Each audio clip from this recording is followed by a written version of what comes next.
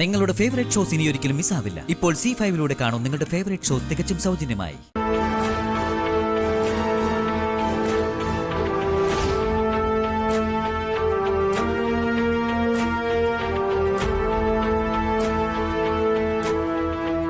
നാളെ വരണം.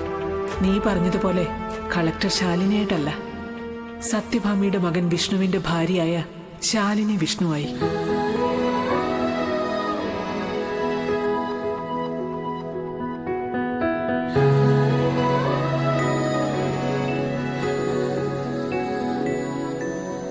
വീണ്ടും മനസ്സിൽ സ്വപ്നങ്ങൾ നിറയ്ക്കുക. സത്യമ്മ എന്നെയും സത്യയും വീട്ടിലേക്ക് ക്ഷണിച്ചിരിക്കുന്നു.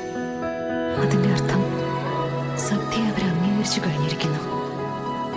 ഇല്ലെങ്കിൽ വിഷ്ണുവേട്ടന് വേണ്ടി അവരെ അംഗീകരിക്കാൻ നിർബന്ധിക്കപ്പെട്ടിരിക്കുന്നു. സത്യാമ്മയുടെ ഈ മനമാറ്റത്തിന് അതിന് പിന്നിൽ തീർച്ചയായിട്ടും ശാരദാമ്മയുടെ ദൈവങ്ങൾക്ക് നല്ലൊരു പങ്കുണ്ടാവും. ഇല്ലെങ്കിൽ ഇത്ര വേഗം സത്യാമ്മയുടെ മനസ്സ് മാറില്ല.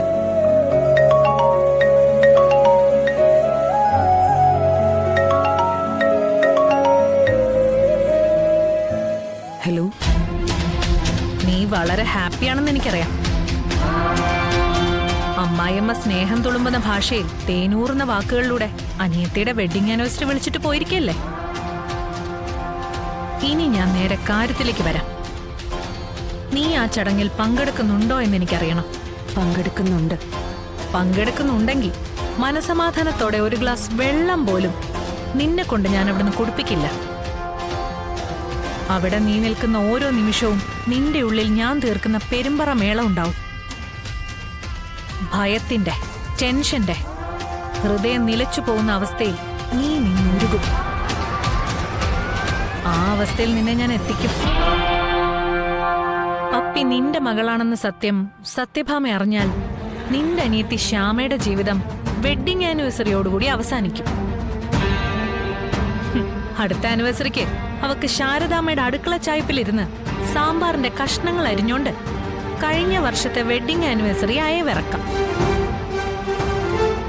സത്യഭാമ പറയുന്നതിനപ്പുറം രോഹിത്തിന് മറ്റൊരു വാക്കും ലൈഫും ഇല്ല എന്നുള്ള സത്യം ഞാൻ പറയാതെ തന്നെ നിനക്കറിയാലോ.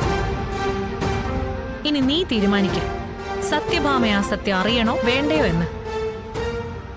സത്യാമ്മ ഇത് അറിയാതിരിക്കാൻ വേണ്ടി നീ മനസ്സിൽ കണക്കൂട്ടി വെച്ചിരിക്കുന്ന തുക എത്രയാ?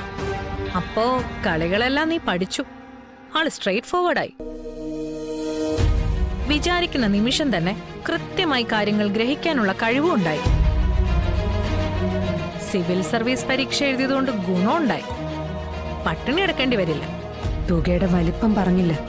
10 ലക്ഷം രൂപ, 10 lakhs. അതും അഡ്വാൻസ് ആയിട്ട്. ഇത് കാശിന് ആവശ്യമുണ്ടായിട്ടൊന്നുമല്ല. എന്റെ കയ്യിലുള്ള ബോംബിന് എത്ര മൂല്യമുണ്ടെന്ന് നിന്നെ ഒന്ന് അറിയിക്കണ്ടേ. വിത്തിൻ ആൻ അവർ, 1 മണിക്കൂറിനുള്ളിൽ പണം എന്റെ കൈ കിട്ടണം. സ്ഥലം ഗാന്ധി സ്ക്വയർ.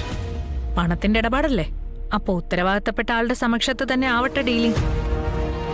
ഓക്കേ. പിന്നെ ആദ്യമിടുക്ക് കാണിക്കരുത്.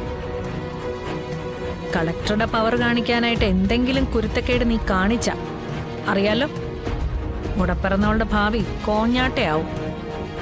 ഇല്ല. ഡൗൺലോഡ് ചെയ്യൂ C5 ആപ്പ്. കാണൂ എല്ലാ എപ്പിസോഡുകളും സൗജന്യമായി.